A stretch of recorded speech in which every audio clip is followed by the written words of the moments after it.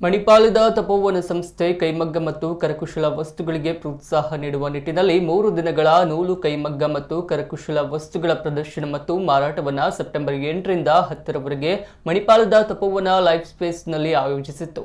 ಮಾಹೆಯ health science ವಿಭಾಗದ professor vice chancellor doctor ಶರತ್ ರಾವ್ ಪ್ರದರ್ಶನವನ್ನು ಉದ್ಘಾಟಿಸಿದರು.